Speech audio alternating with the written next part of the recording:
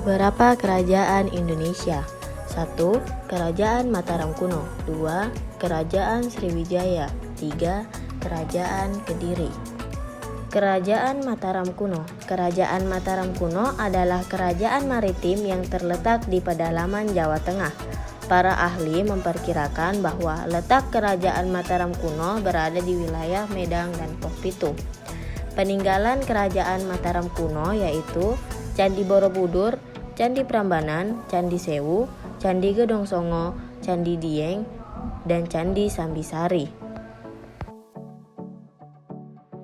Raja-raja kerajaan Mataram kuno di Jawa Tengah yaitu Rakai Mataram Sang Ratu Sanjaya dari tahun 732 sampai 760 Masehi, Sri Maharaja Rakai Panangkaran dari tahun 760 sampai 780 Masehi, Sri Maharaja Rakai Panunggalan atau Dharma Tungga dari tahun 780 sampai 800 Masehi, Sri Maharaja Rakai Warak atau Indra Shailendra dari tahun 800 sampai 820 Masehi, Sri Maharaja Rakai Garung atau Samaratungga dari tahun 820 sampai 840 Masehi, Sri Maharaja Rakai Pikatan dan Maharatu Pramodawardhani dari tahun 840 sampai 856 Masehi, Sri Maharaja Rakai Kayuwangi alias Dyah Lokapala dari tahun 856 sampai 882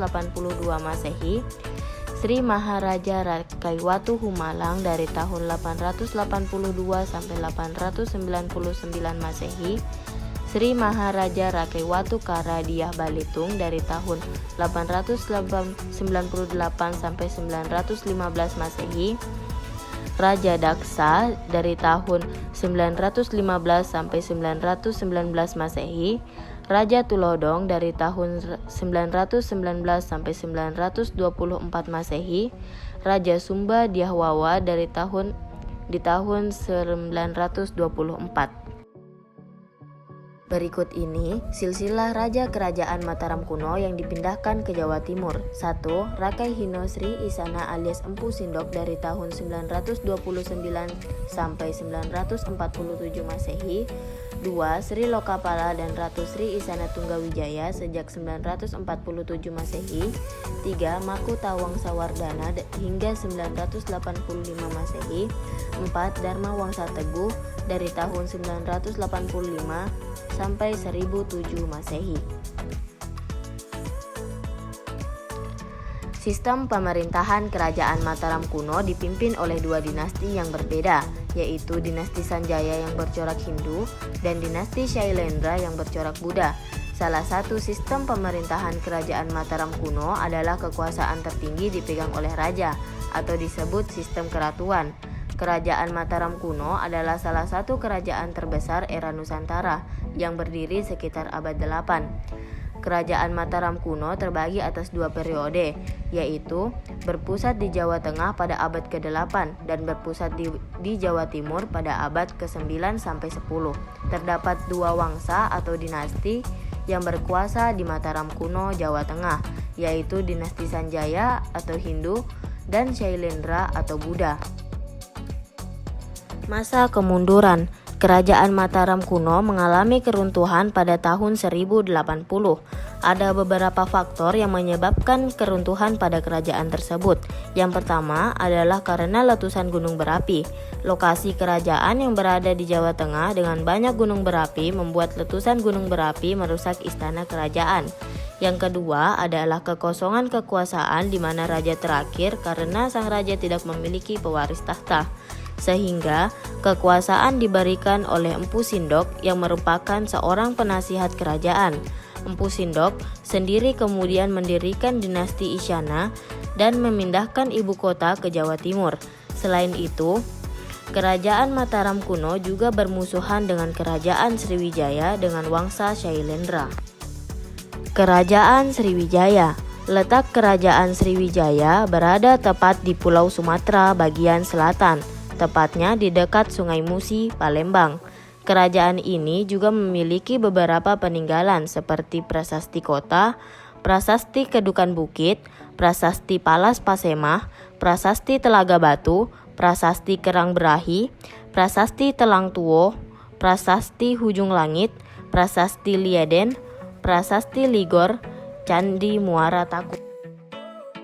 Raja-raja Kerajaan Sriwijaya setelah kekuasaan Dapunta Hyang Sri Jayanta adalah Sri Indrawarman, Raja Dharanindra, Raja Samaratungga, Rakai Pikatan, Bala Putra Dewa, Sri Udaya Dityawarman, Sri Culamaniwarman atau Culamaniwarwadewa, Sri Marawijaya Tunggawarman, Sri Sanggaramawijaya Tunggawarman. Bentuk pemerintahan Kerajaan Sriwijaya yaitu sistem pemerintahan Sriwijaya berbentuk kerajaan berbasis maritim, di mana perpindahan kekuasaan didasarkan pada garis keturunan. Kerajaan Sriwijaya adalah kerajaan maritim, karena armada laut mereka saat itu dikenal sebagai salah satu yang terbaik. Kerajaan Sriwijaya diperkirakan berdiri pada abad ke-7 Masehi, yang didirikan oleh Dapunta Hyang Sri Jayanta. Masa kemunduran. Kerajaan Sriwijaya mulai mengalami kemunduran pada abad ke-11 dan akhirnya runtuh pada abad ke-12. Ada beberapa penyebab runtuhnya Kerajaan Sriwijaya yaitu raja dengan kepemimpinan kurang baik, sektor militer melemah, diserang oleh Kola Mandala, peperangan dengan Jawa, jauhnya letak kota Palembang dari lautan, ekonomi semakin melemah, perkembangan agama Islam semakin pesat. Kerajaan Kediri. Kerajaan Kediri terletak di Jawa Timur. Pada masa itu berpusat di kota Daha yang saat ini letaknya di kota Kediri. Kerajaan Kediri bergantung pada Sungai Berantas. Kerajaan ini juga memiliki beberapa peninggalan seperti situs Tondowongso, Arca Dewa Siwa Caturmuka, Prasasti Sirah Keting, Prasasti Tulungagung dan Kertosono, Prasasti Ngantang, Prasasti Jaring, dan Prasasti Kamula. Raja-raja Kerajaan Kediri dan masa kejayaannya. 1. Sri Samarewijaya dari tahun 1042 sampai 1044. 2. Sri Bameswara dari tahun 1117 sampai 1135. 3. Sri Jayabaya dari tahun 1135 sampai 1159. 4. Sri Sarweswara dari tahun 1159 sampai 1169. 5. Sri Aryaswara dari tahun 1169 sampai 1181. 6. Sri Gandra dari tahun 1181 sampai 1184. 7. Sri Kameswara dari tahun 1184 sampai 1194. 8. Sri Kertajaya dari tahun 1194 sampai 1222. Sistem pemerintahan Kerajaan Kediri mengalami perubahan. Pertama, Kameswara. Raja Kerajaan Kediri yang bergelar Sri Maharaja Kesirikan Sri Kameswara Sakala Buwana Tustikarana Sarwani Wariya Wirya Parakrama Dijayo Tunggadewa yang lebih dikenal sebagai Kameswara I dari tahun 1115 sampai 1130. Lancana kerajaannya adalah tengkorak yang bertaring disebut Chandra Kapala. Dalam masa pemerintahannya, Empu Darmaja telah mengubah kitab Samaradana. Dalam kitab ini, sang raja dipuji-puji sebagai titisan Dewa Kama.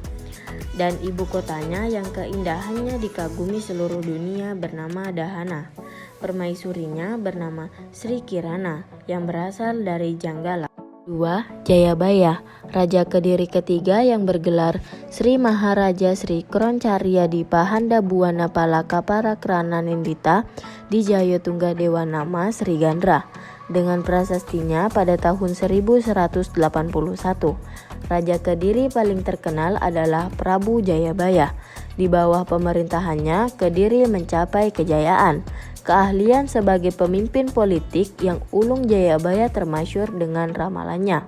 Ramalan-ramalan itu dikumpulkan dalam satu kitab yang berjudul Jongko Joyoboyo. Dukungan spiritual dan material dari Prabu Jayabaya dan hal budaya dan kesusastraan tidak tanggung-tanggung. sikap merakyat dan visinya yang jauh ke depan menjadikan Prabu Jayabaya layak dikenang. Srengga Kertajaya. Srengga Kertajaya tak henti-hentinya bekerja keras demi negaranya. Masyarakat yang aman dan tentram sangat diharapkan. Prinsip kesucian Prabu Srengga menurut para dalang wayang dilukiskan oleh Prapanca. Keempat, Kertajaya, raja terakhir pada masa Kediri. Kertajaya raja yang mulia serta sangat peduli dengan rakyat.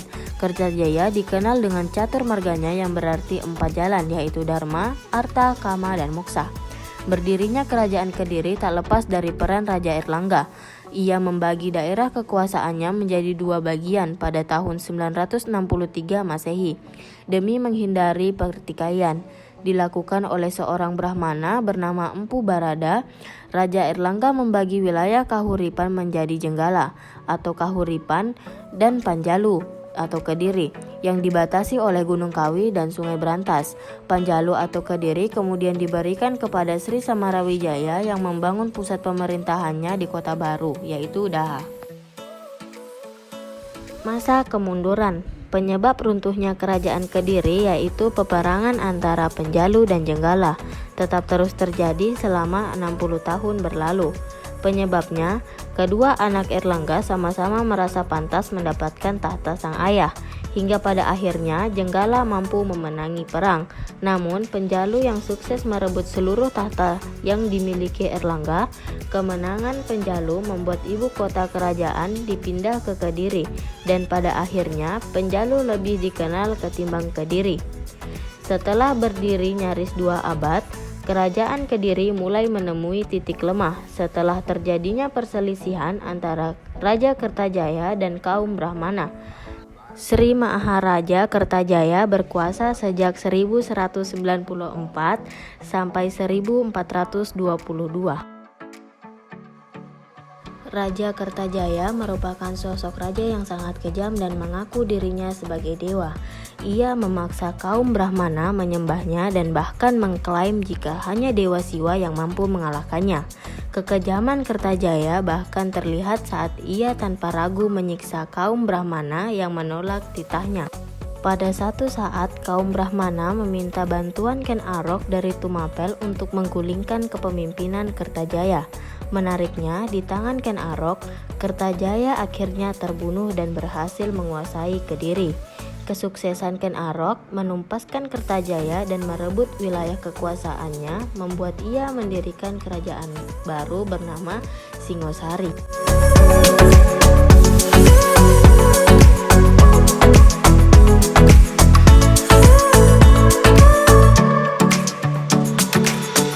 Sekian presentasi dari kelompok kami. Terima kasih.